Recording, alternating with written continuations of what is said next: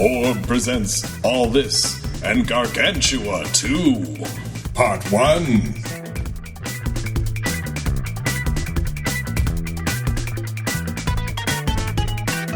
This is Gary Butterfield. This is Cole Ross. This is Gwen Static. And welcome to the Space Party.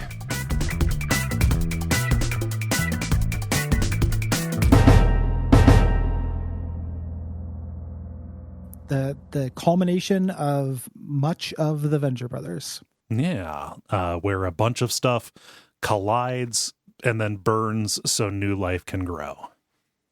Yeah. And if you're listening to this, you are familiar with Gwen, even if you don't think you are, even if you missed those previous episodes, because Gwen, she did our fabulous theme song. Yep, that's me. It still sounds pretty good. I've heard it like 70 times because of the number of episodes of Orb that are out there, and I'm not mad at it, so I must have done something right. Gets better every time I hear it. I was trying to do the Beetlejuice voice for that. Yeah. That pedophilic demon that we're all charmed by. Tormenting that poor couple. Yeah, tormenting the various couples. Gwen, you expressed interest relatively early on in being on the All This in our Gargantua-2 episode. Would you like to speak to why?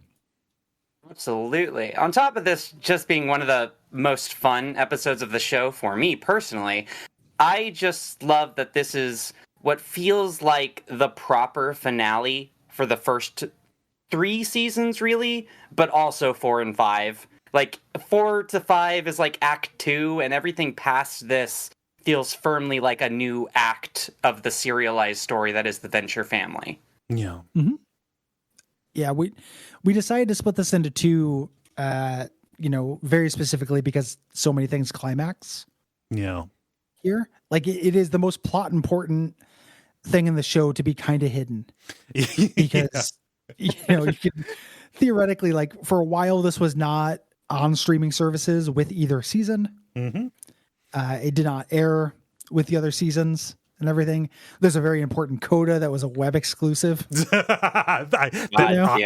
I wasn't aware of until you sent me a text message saying like, hey, you need to look this thing up. Yeah. Yeah. It's pretty wild. It's a real foot shooting jamboree. Yeah. With this.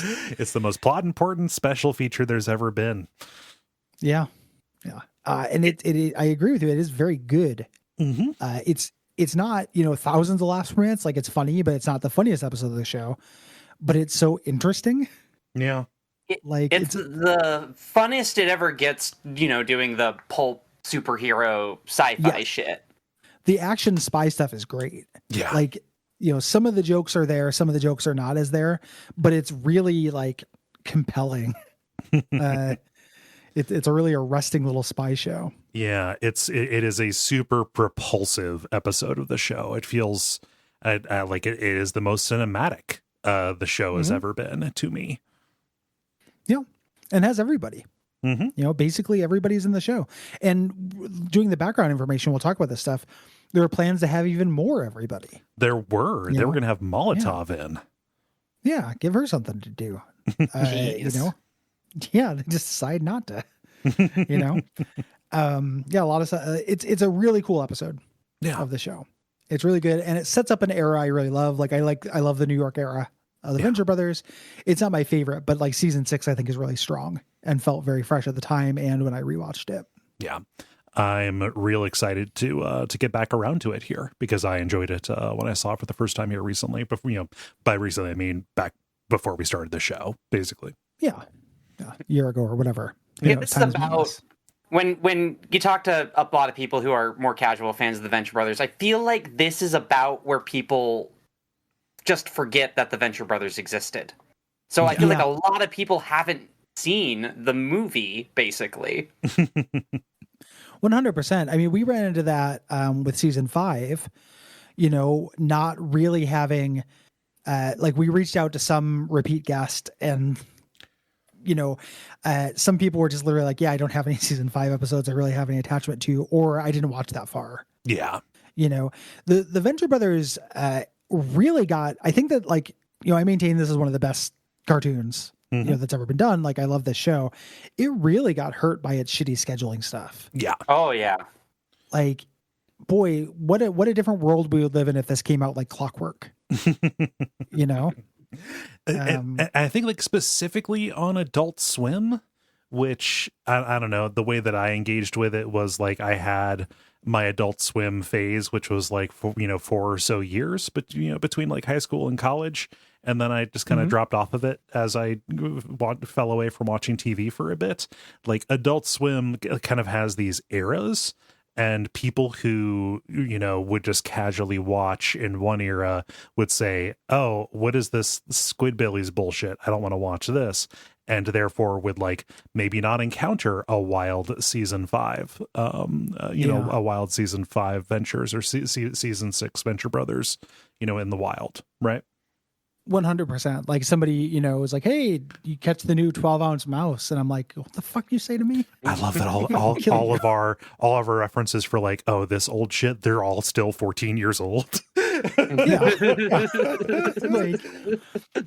There are people who for I had the Aqua Teen Hunger Force and C Lab, and they have Assy McGee. Yeah. It's weird. Like, I don't think anyone actually remembers Assy McGee. Like, I think the only people who remember it are the people who are mad that they made a show called Assy McGee. It's a pretty frustrating show. It's a pretty annoying program. Yeah. But it's just I think you're right on, Cole, that there are eras of Adult Swim, and Venture Brothers has been on through all of them, just intermittently. Yeah.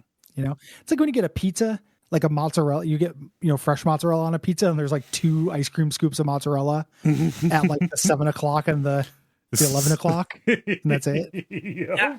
I say this as a pretty big Adult Swim fan. I don't think they have any show that requires as much active viewing engagement as the Venture Brothers does. Absolutely not. Yeah.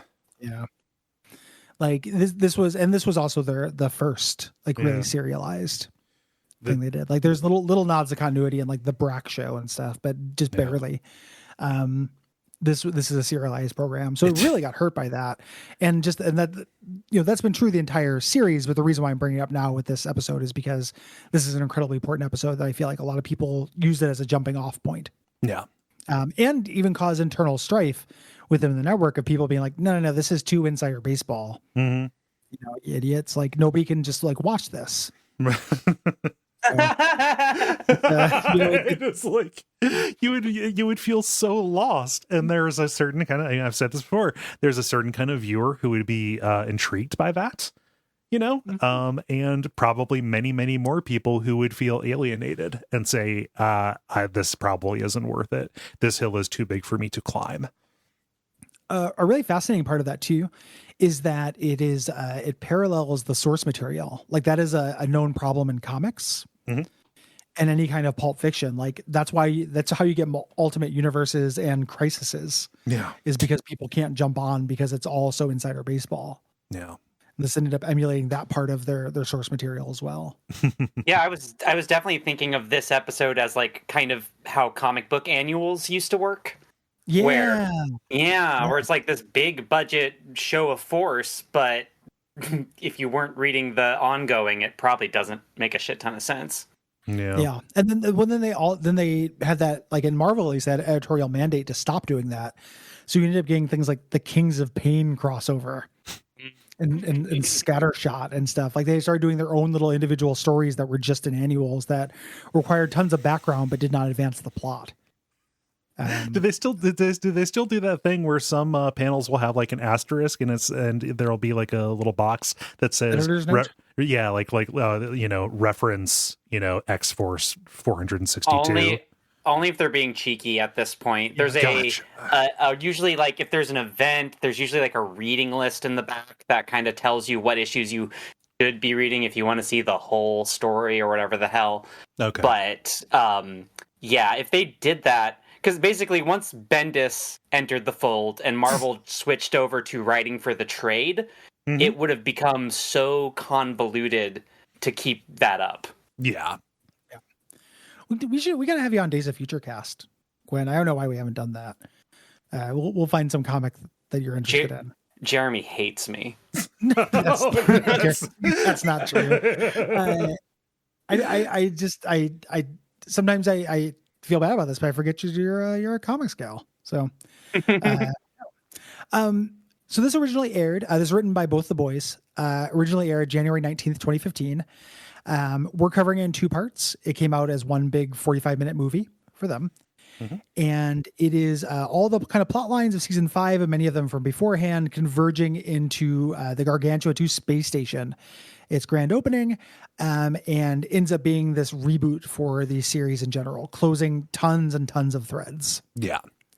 Real quick on this episode's length.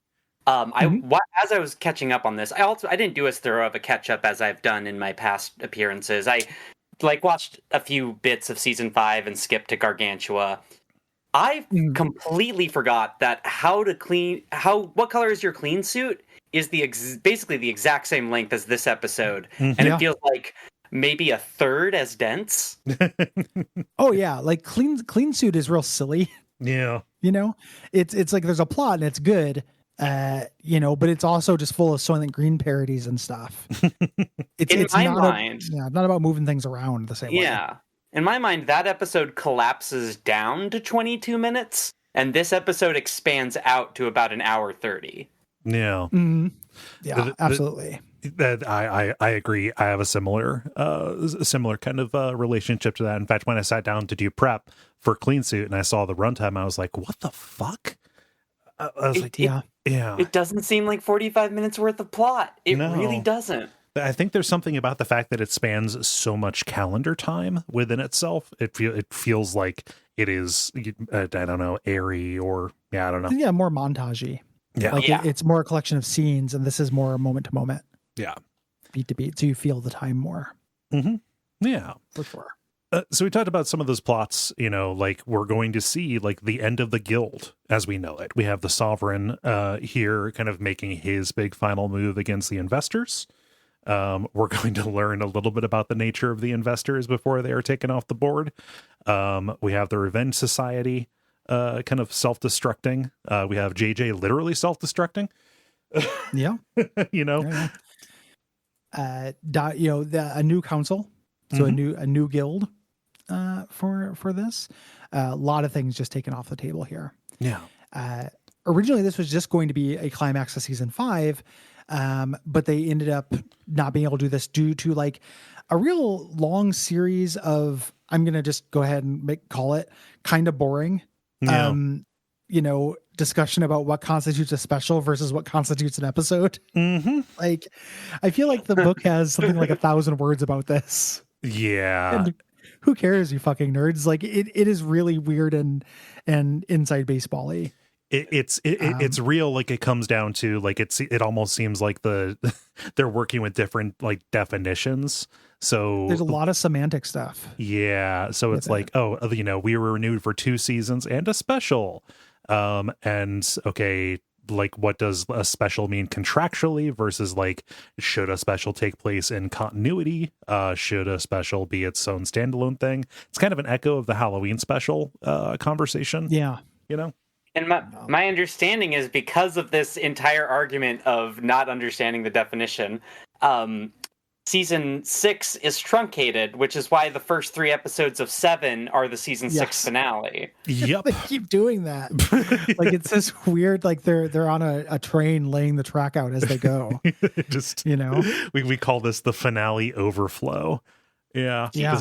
As keep borrowing from the next season. They're in deduct. Having, it's so weird. Having too many ideas is a better problem to have than not having enough ideas. True. It seems yeah, absolutely. Their problem, and we'll talk about this, is that they have those ideas, but they also, like, by this point, can't actually collaboratively like settle on making a big move.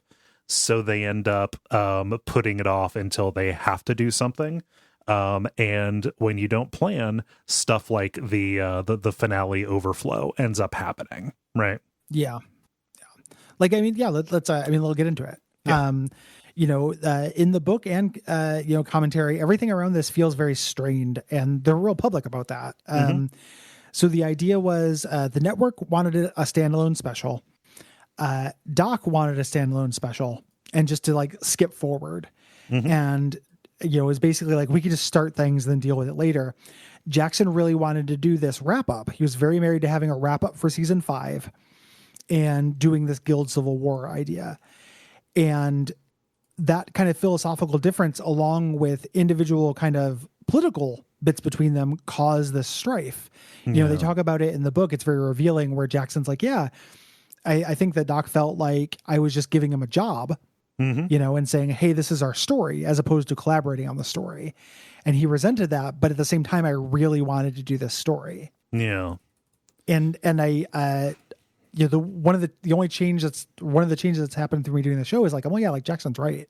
Yeah. Like this needed to happen. I would have been frustrated if they just ended up at New York from this. I wanted this transitional material and I wanted a climax to these things. I think Jackson is correct in wanting that. Pain, because they already pulled that trick. Yeah, and it's kind of frustrating. Like it's okay, but it's a little frustrating, you know. It worked once. Like you're allowed to do it one time, but like if they did that, if like season 4, season 6, season 7, all of them just had a jump forward, that would have gotten real tiring. I mean, it would have been like late era Archer, where they started doing those coma seasons, right? Where each kind of had their own like different genre. You know, and everything is just kind of like real disjointed, it feels like. If they had taken if they had taken the just jump forward and we'll figure it out later, the very important functions that this episode serves, it would not have been able to do them, right? The fact that this very decisively, you know, and you know, nothing is final because it's animated, you know, and this takes after comics where anybody can come back, you know, where anything can happen as nothing and nothing is as it seems. But like, you know, by putting all of these stakes in the ground and laying out this division between the, you know, the old, you know, the status quo, the old status quo and the new one, that took a lot of, I think, temptations away from them so they could end up doing the cool new stuff. If they had just jumped forward, they would have gone to New York with all of this other baggage and all of this like weird stuff that they admit doesn't fit, still just kind of dangling around. Well, this is real decisive. That's a tension that the show has. And it's really fascinating to get the behind the scenes stuff and listen to the commentary and read the book and see them wrestle with it. So there's half of the boys that are like, that shit's for nerds, who cares? You know, it doesn't matter what happened to the orb. You idiots, you thought this was an all-powerful object. That's not the show we're doing. You guys are morons. Like there's half of them that think that and say it. And then there's half of them that they want to play fair. Like, we set something up, we should knock it down.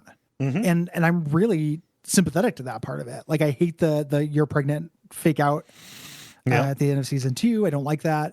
I want them, you know, if they just never brought the investors back, that would be maddening. You know, like, just like, these guys were really important. You fuckers did this. You have to close it up. Yeah. You know, solve your equations at least a little bit. It doesn't have to be perfect. I'm not going to CinemaSins you.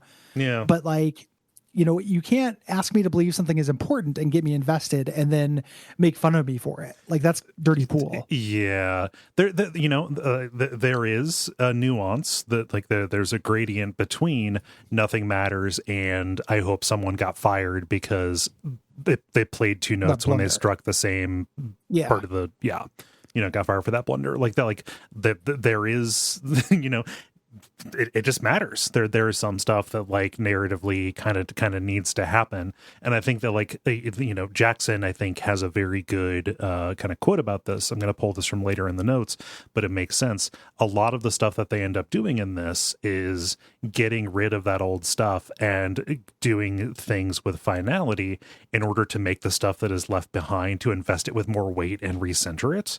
You know, so you see that happening with, you know, with Rusty getting all of the money and, you know, kind of being at the center of the kind of the big change in scenery. You see that with Dr. and Mrs. the Monarch, you know, being set up in a more independent role, operating apart from the Monarch. You get the Monarch actually getting something to do. That is possible because of changes made in this episode and because of space that was made. And Jackson's quote about this is, you know, we're taking out people who don't play by the rules and rewarding the others with their riches. Right? Yeah. Yeah. it's a really smart move. Yeah. For the show.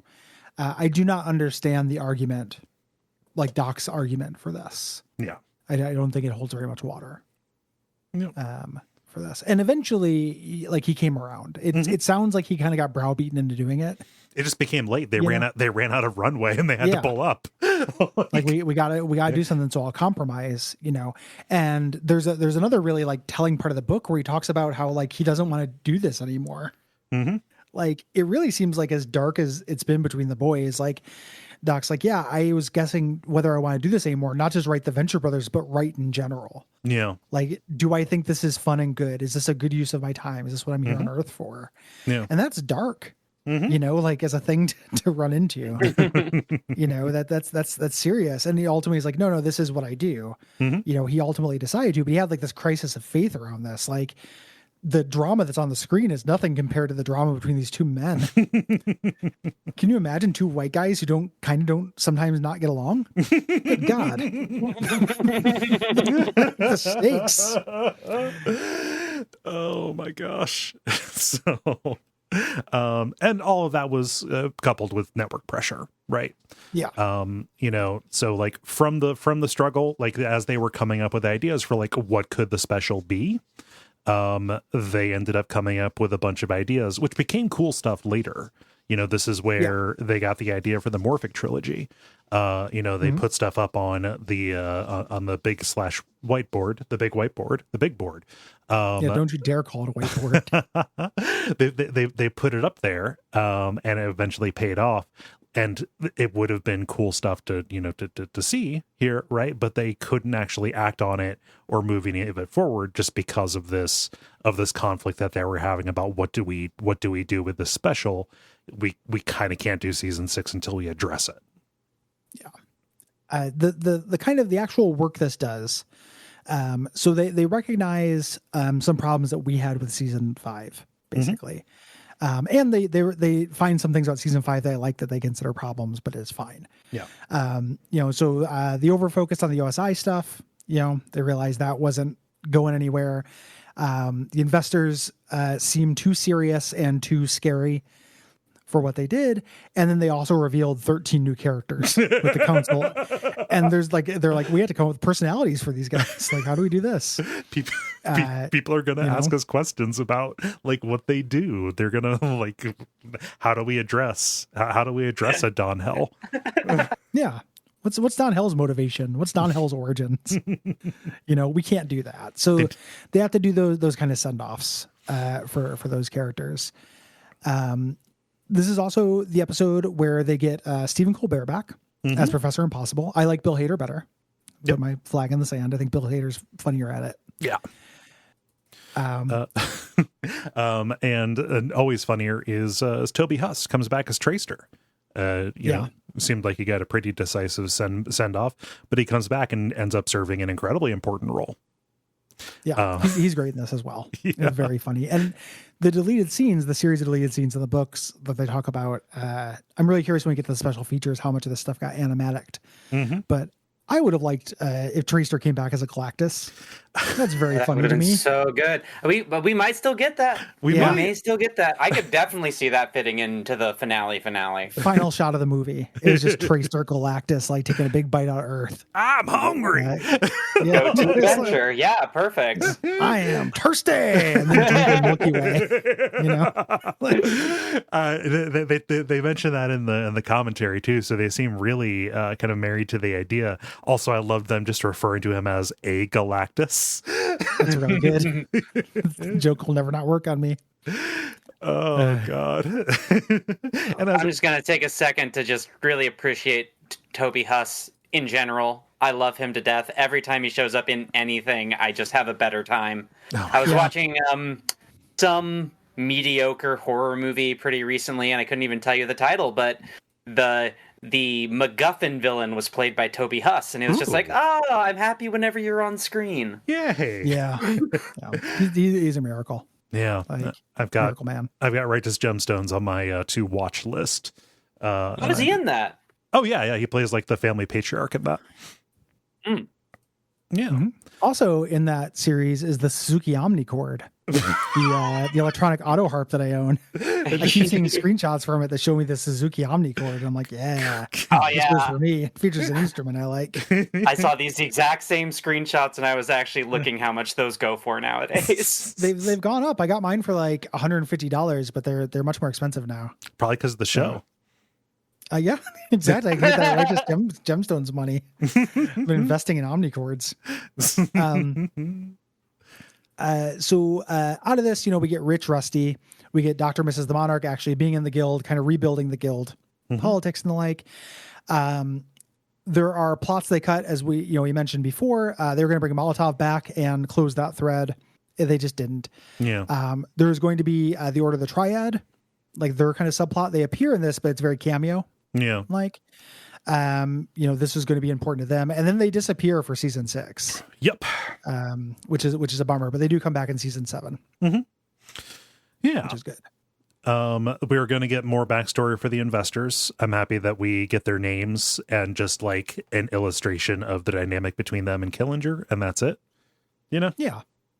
Evil Greek gods. Yes. Named after the minor winds. Oh, and also Legs is there. Yeah. Legs.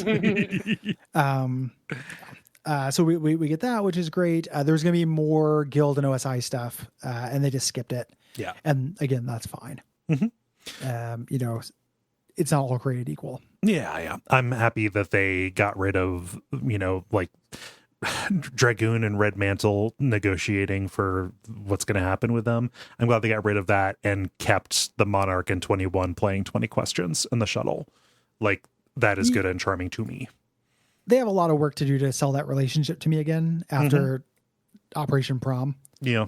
Like that's still one of my most favorite, my favorite emotional beats of this movie. Like, these are good people and you guys are assholes. Like, that felt really true and well observed. And I hate that it's gone. Yep.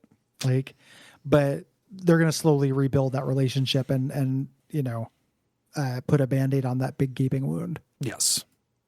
So how do you feel about getting into it? Let's do. Yeah. We start off with Henry Killinger talking to the Revenge Society. It's confirmed, they have been living in the Monarch's old house, and this is what they've been up to behind the scenes since the last time they appeared. He's been training them. Yeah. There to do different things. So, Fat Chance is like, I can't control what comes out. He's like, that's nonsense.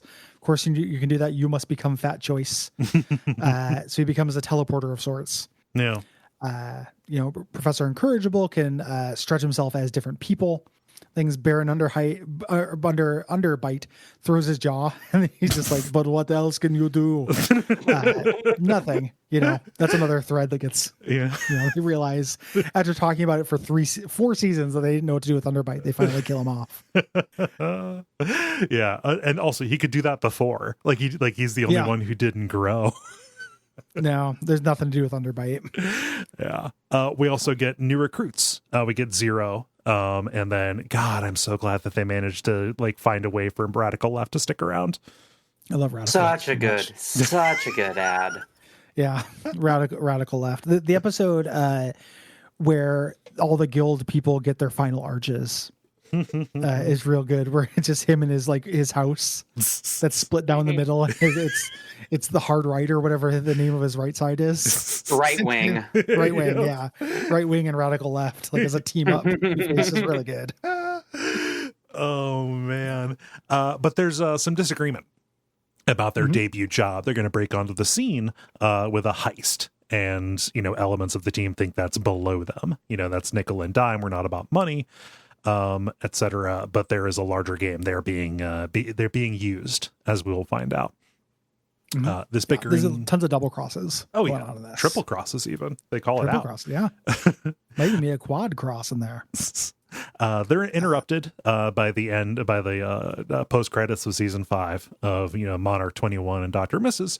Arriving at the mansion in New Jersey. This is the place where the Monarch grew up, but now it is all dilapidated and such. Yeah. Did I miss a connective tissue here? Because I was trying to remember why they chose. Was that just coincidence? Was that just storytelling luck? Was that explained at all? No. They just end up in the Monarch's old house. When okay. You can justify it post posthumously, like later on, not posthumously. I don't know what word I'm looking for. No, he died. The idea died. But like this, Blue Morpho, open knowledge, but like none of that's known information now. So it just feels like that's the weirdest piece of storytelling tissue there. Mm-hmm. Yeah, I think it's neat that like they address like, oh yeah, he grew up in Jersey. When the plane crashed, he was in the Pine Barrens, right? As he was raised by the butterflies. I have no idea why Phantom Limb decides to squat here. Yeah, maybe Phantom Limb knew that, but that was just taking a line of dialogue. Yes, I don't think it was planned. I think they just had them in a house. Yeah. Squatting, and then they retroactively did it. Mm-hmm. Like you said, Gwen. Yeah. We get our credit sequence here. It is very Star Wars. So there's a lot of Star Wars DNA in the special in general. Mm-hmm.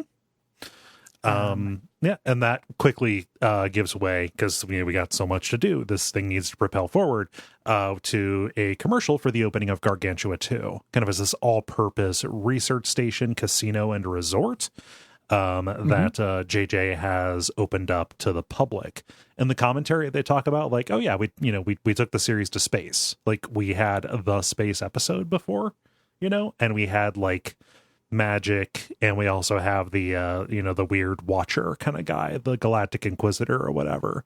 But like that was at least to them, kind of a big step, in addition to being a production nightmare, because they had to come up with all kinds of like backgrounds that they would never get to use again, because literally the whole set for this blows up.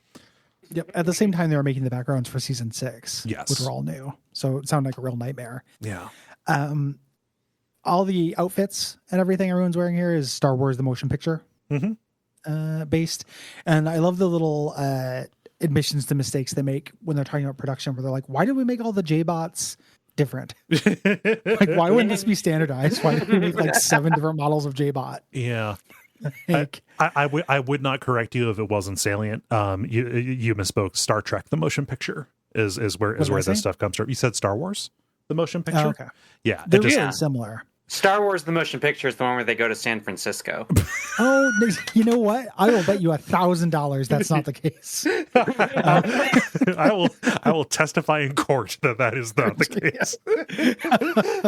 May I approach the bench? Inside joke. May I no one's going to approach get that. bench?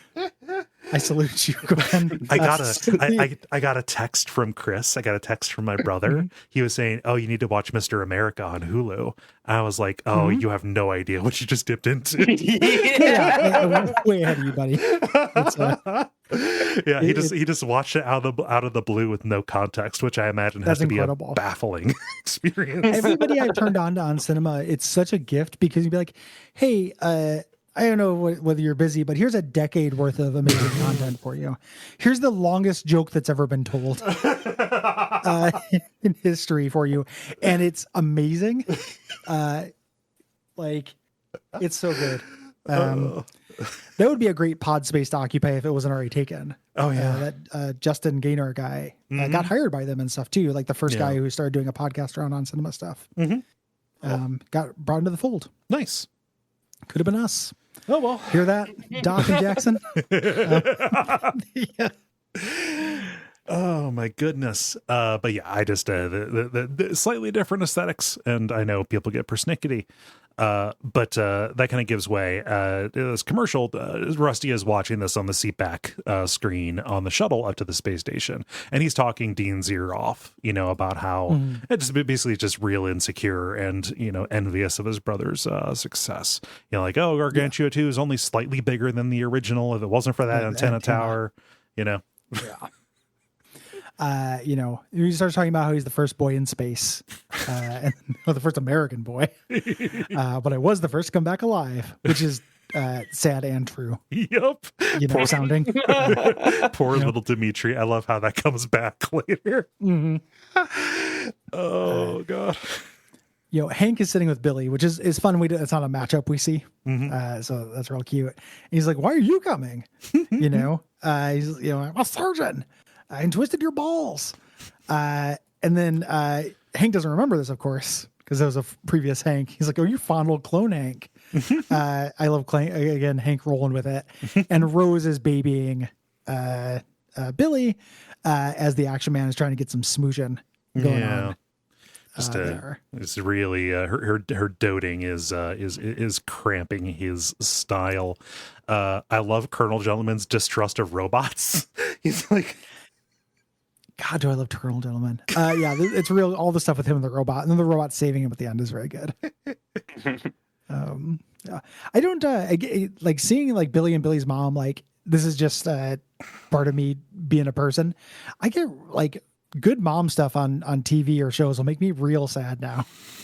yeah, Like I'll see like somebody complain about a doting mother, and just be like, man, yeah, you know how good you got it. I would love to have a Rose Whalen. yeah. You know, here's me. My mom is still alive. And I was gonna say if I just stopped there, there's me. that'd be the newest. Me, a genius. I'm still alive. No. Yeah, the Chad mom haver versus the virgin orphan. Jesus Christ.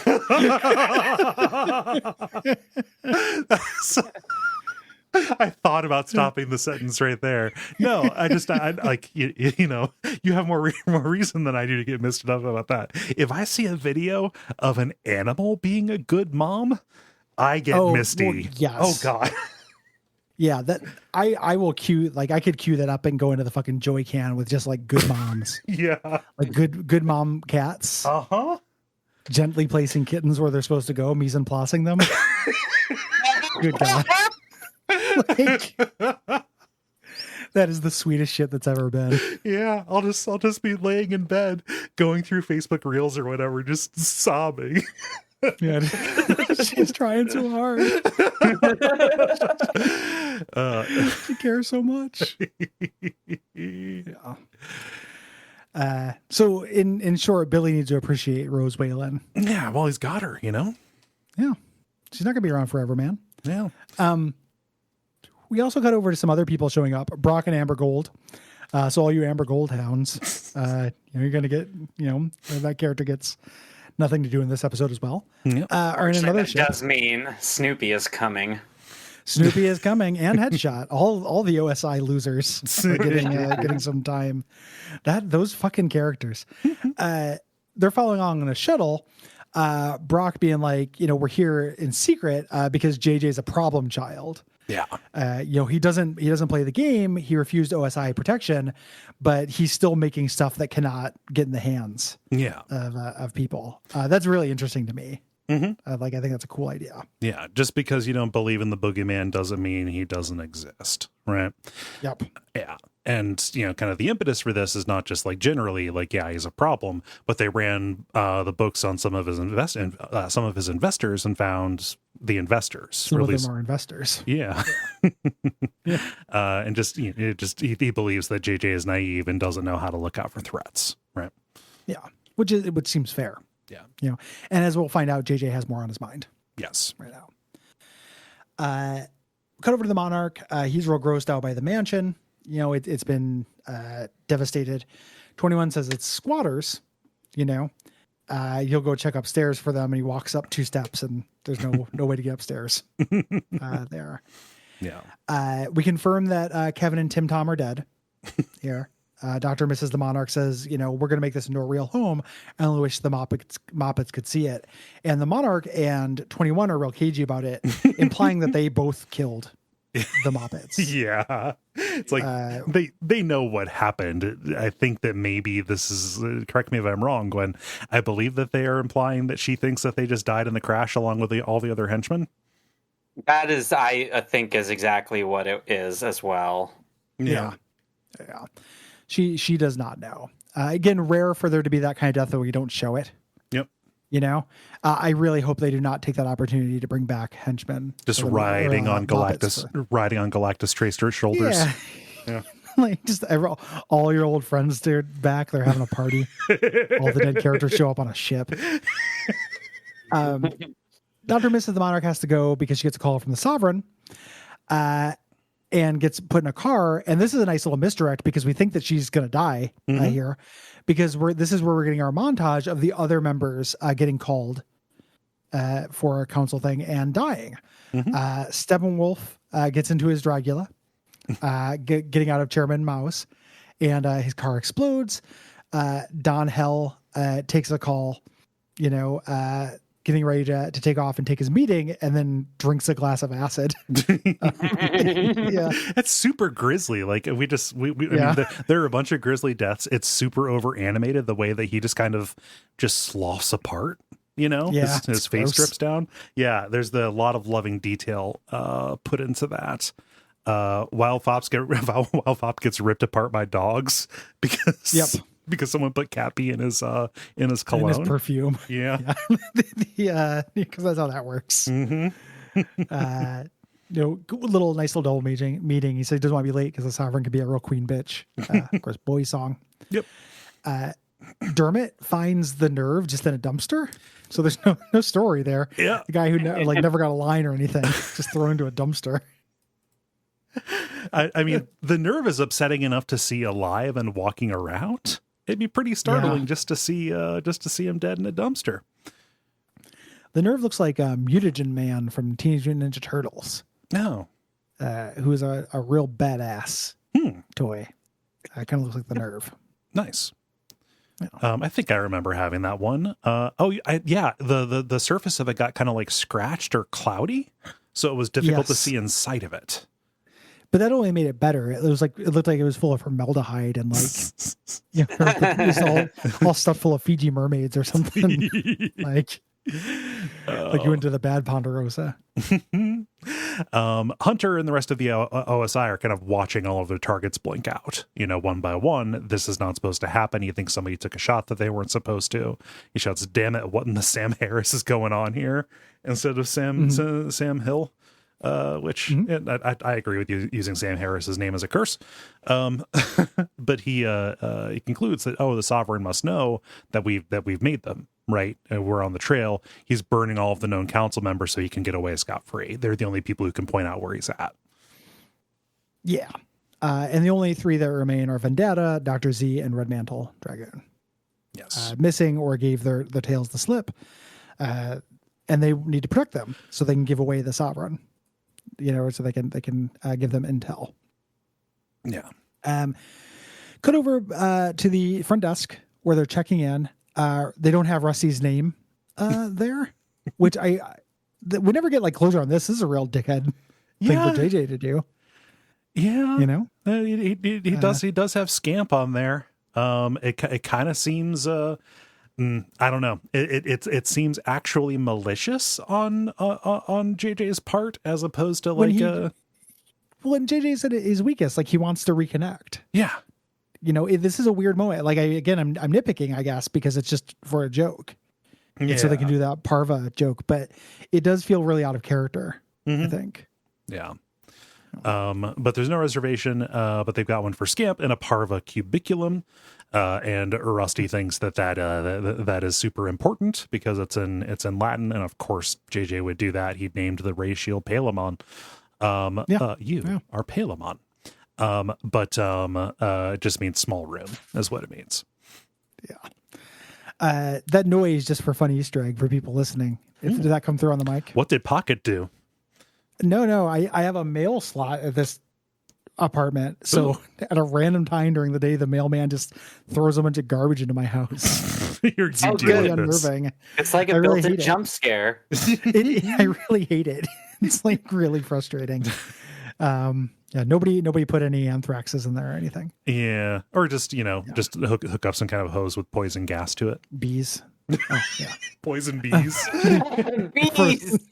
Poison bees. So it's and if you know what this means, it means little room. It was the room for the dog. Yeah. Billy doesn't have a reservation either. So Rose is like, "You can stay with us." Action Man says, "Over my dead body." Colonel Gentleman, I love him abusing the robot. Just adding bag upon bag as this poor robot struggles. to hold up the bags. Oh God, what do you mean you don't have a sauna? Oh, each room comes with a shower? Oh, I don't want to get clean. I want to get filthy. It's a casino. Like Colonel Gentleman wants to go, have some anonymous sex. Yeah. Not a shower. Hank does a Bartertown thing. He's riding another robot.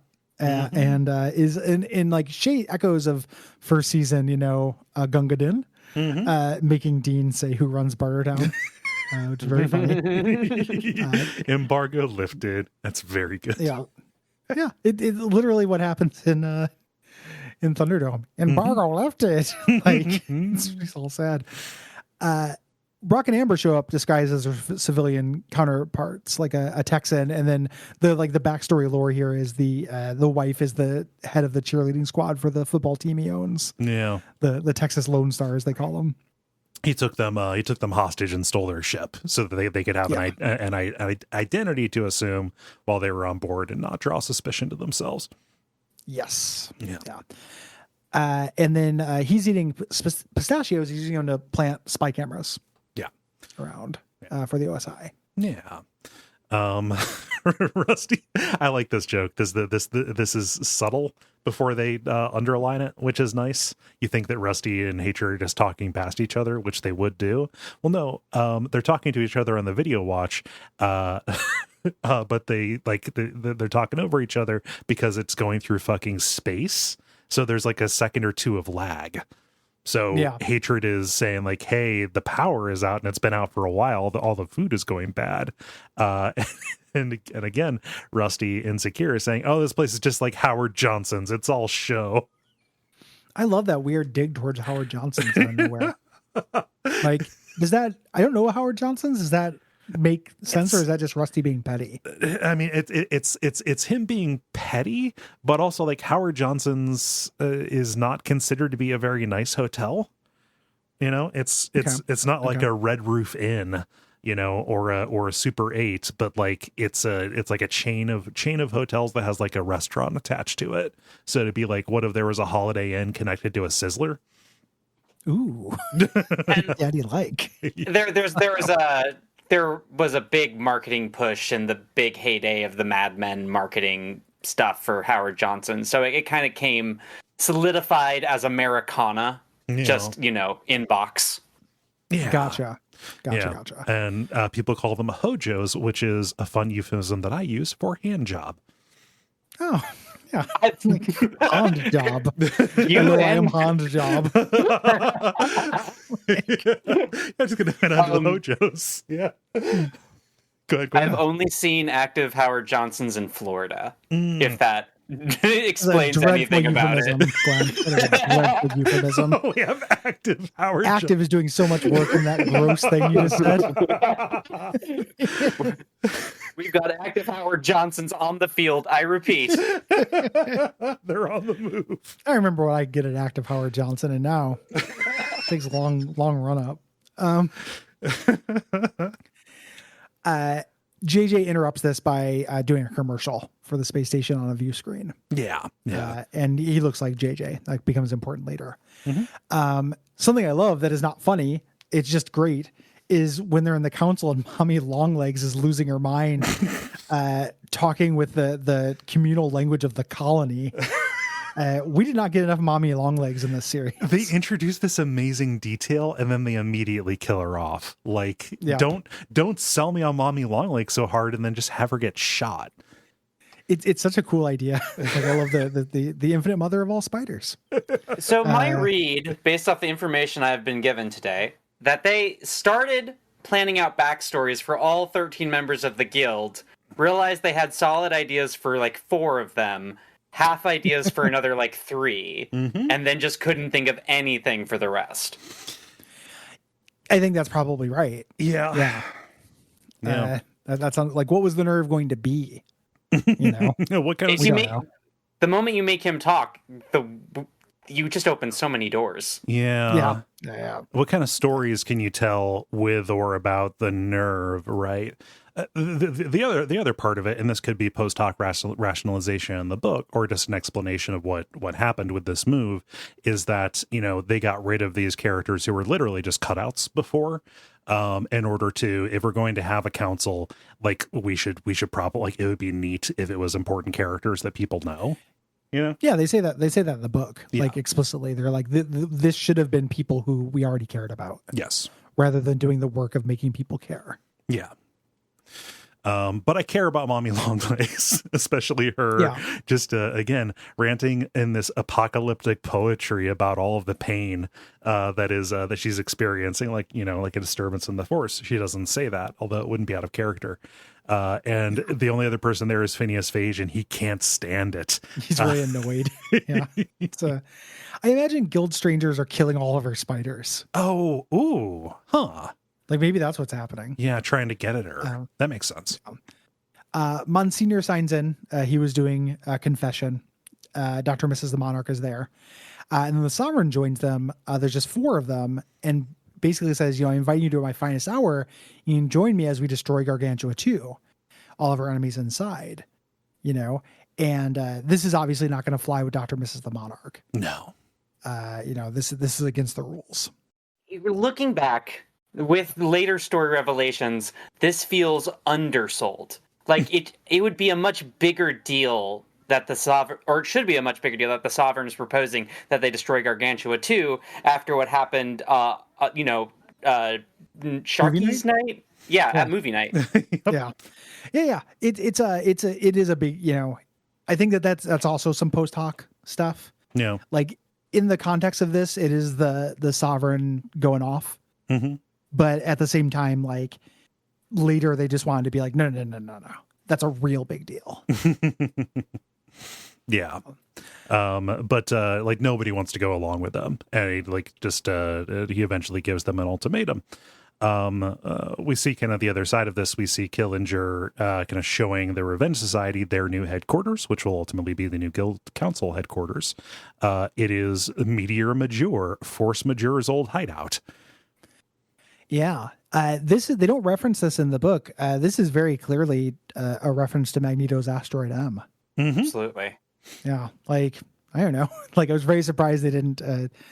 Meteor Major and Asteroid M are very similar. Yeah. There's also, like, they spend more time talking about the bathroom looking like the cover from Station to Station. Yeah. It's got the weird foam there. A very striking cover. Yeah. Professor Incorrigible has been here before because Force Majeure once took the Boys Brigade hostage. Yep. There. And he's like, that makes us the first boys in space, except for that Russian kid. Very funny. A very good joke. Poor Dimitri. Yeah. Oh gosh. And Killinger points out why they're here. This isn't just their new base, but they can see Gargantua-2. You know, like, yes, that is going to be our target. You know, so this isn't just a heist. You know, this is, you know, going to be a planetary statement if we manage to pull it off, like that kind of thing. Number 1 Henchman Zero. Yes. And Phantom Limb start talking about the name of the base and it not being accurate because of meteors, satellites, asteroids, and stuff. I am so glad Zero dies. What a wretched character. How annoying. Yeah. Yeah, this sucks. Don't be this person. Like, if you got a crew, don't do it. I promise no one likes you if you do that shit. Back on the surface, back on Earth, the Monarch is kind of twiddling his thumbs. He doesn't really have anything to do in this dump of a house. He's watching a news package on about the space station, and is trying to. 21 is giving directions to somebody on the phone. I love this joke. Joke slays me. Like it's not.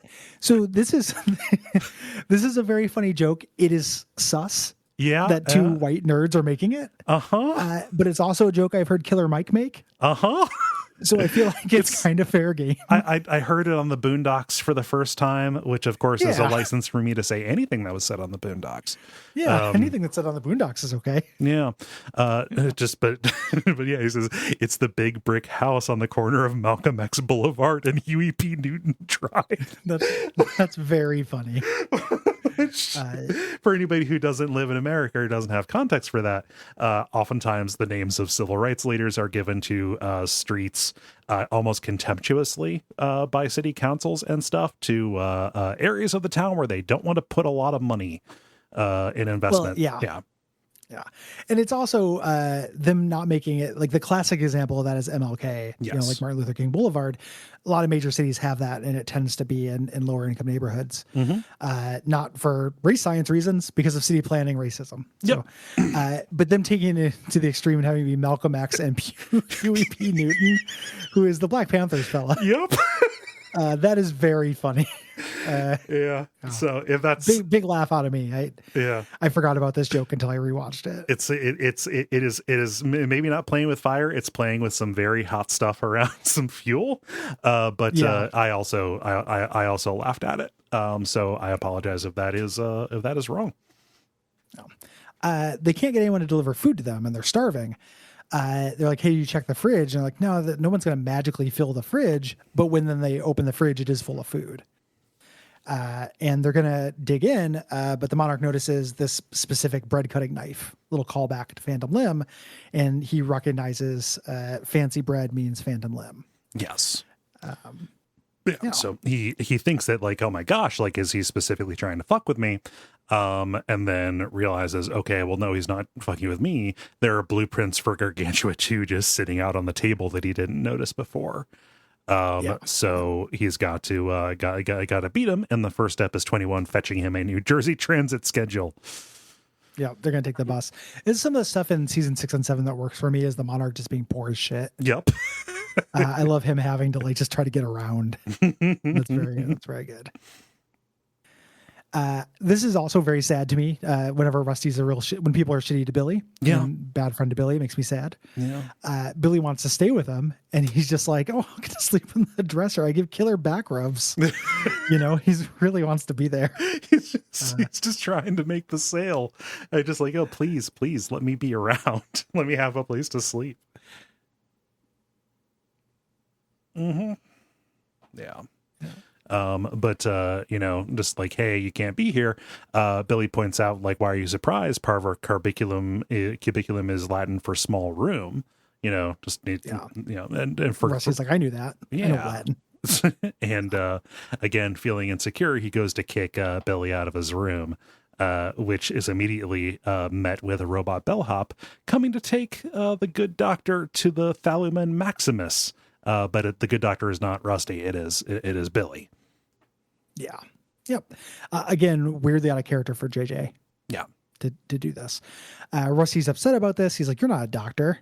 You don't have a real degree. He's like, oh, we had my graduation party in your garage. Like I'm going to the Thalumen Maximus, which means important room. Of course, you know that because you know Latin. Just saber rattling. There. Yeah. So Billy leaves, and I like his little parting shot at Rusty. Says, see you later, Dr. Honorary Degree. Yeah. He's being a dick. Yeah. Like Doctor, Rusty's being a dick. He deserves it. Brock is confirmed fucking Amber Gold. So all you Amber hounds out there, some more character development. It's real cute though. They're laying in bed post-coitally, and he's watching the video for Jacket on his J-pad. Yep. He's very proud. It's sweet. I like how was it in the book or it might have been the commentary? No, it definitely was the commentary because they did a fun Dermot voice where they were talking about like an initial idea was for the jackets from the Jacket video. Like they just got a bunch of them and stored them in the in the hangar. That would have like made the fire worse.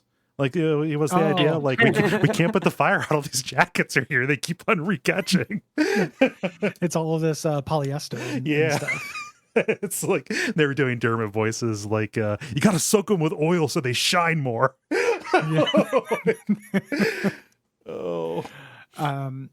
Amber notices that he's being sweet, and he's like, it's just a job, and he's obviously lying. This is them trying to tee Brock up for becoming the bodyguard again. Yeah. For the reset, like reincorporating him into the family.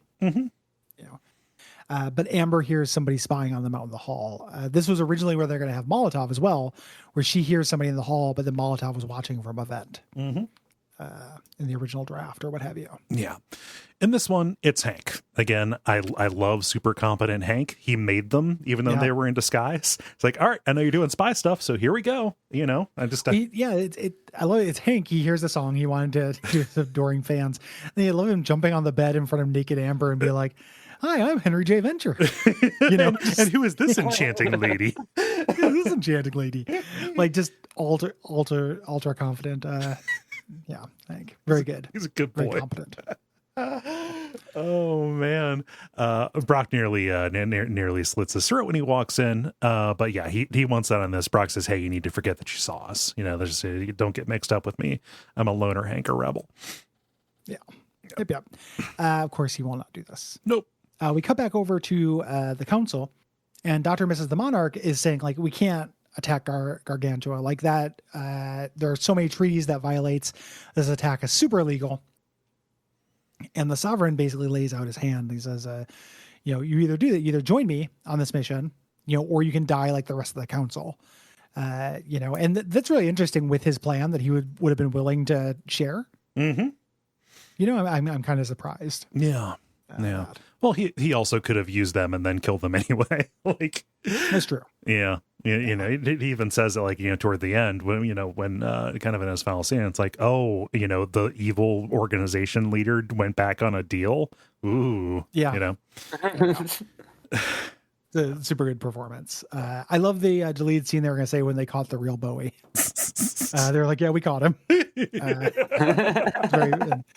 Very cute. Mm-hmm. So Phage quits at this point. He's talking about the Sovereign mixing metaphors and stuff. It's that pedant humor. Mm-hmm. And the Sovereign's like, well, you all quit, basically, and floods all their chambers with gas, killing them, trying to wipe out the rest of the council. Yeah. But in comes the heroes, Watch and Ward. Yeah. Watch and Ward. Big, good episode for them. Uh-huh. I think. Yeah, they cut in over the screen to Dr. and Mrs. the Monarch and say, hey, you need to breathe through your clothing. I'm going to get you out of there. They also ogle her breasts just because they're creeps who watch everybody through screens. For some, I never make fun of somebody for being a mush mouth because I do it as well. You did just say ogre her breast 3 times. Like you were summoning something. Ogre her breast. Ogre her breast. Ogre her breast. Ogre her breast. Ooh, Hulk ready to smash. Yeah. Oh man. But they welcome her to the guild resistance. Yep. It's a mutiny. It's a mutiny against the Sovereign. It would be cool if there was a little bit more of this set up, but I am still all in for it. This inner guild intrigue is very cool. Yeah. And that is where we're going to call it for this episode, for this first half. There was so much just kind of generally to say about this and its place in the series that this was very front-loaded. But we still have a lot of plot to get through, and that will be in the second half of this. Thank you for hopping on, Gwen. Yeah, absolutely. Anytime. Yeah. Hopefully I'm back for part 2. Yeah, we'd love to have you as long as we can get the schedule working out. Yeah, to work out, that'd be great. Do you have any thoughts on like the generalities or like the track that was laid so far here in the first part of the episode?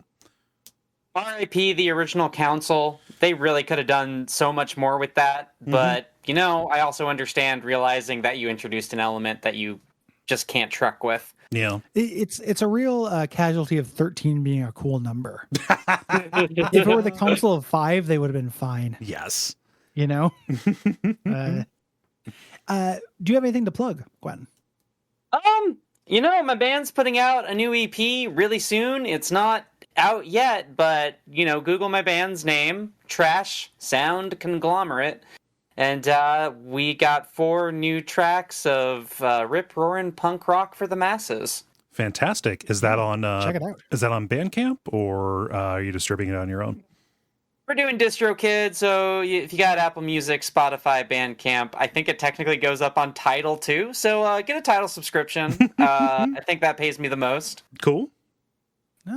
Oh, you're sharing a platform with Joe Rogan. I see. we're on Spotify as well. Right. We're probably gonna get off of it, but it's just yeah. It's just not a conversation that we had. It's one of those things. If the tide starts to turn, we probably will too. Like politically, obviously, we hate it, but like at the same time, how do people listen to music? You know? Yeah, there's no ethical consumption. I mean, when I said we, I didn't even necessarily mean Duckfeed. I meant Modridge, but like Duckfeed as well. Like it all sucks. Sorry, I was immediately thinking of of Will's bit of if they don't keep Joe Rogan, you're gonna take Guppy off. That was him stealing my joke. Which was if they don't get rid of Joni Mitchell and Neil Young, we're leaving. There we go. Yeah, that's the joke. I can't be around for this Guppy stuff. So yes, it was a funny joke that Will shat on, just to spoil like a feast in Maniac Mansion. So I'll also just plug everything to Guppy, the most underrated show on the Duckfeed network. It's pretty rated. So it's 5 pretty stars. rated. They do have a 5-star average review, so that is it's a pretty 5-star impressive. policy. We don't read your review if it's less than that, and we don't care what you say as long as it's 5 stars. It's fucking right. You can be mean as much as you want, but then actually, I'm happy to extend that to the entire network. Like, if you're gonna review us, 5 fucking stars, please. Come on, none of this 2-star madness. Come on. Yeah, we appreciate you listening to this. We will be back in a week. Ratings, reviews, patreon.com/Duckfeed.tv. And until next time, go Team Adventure.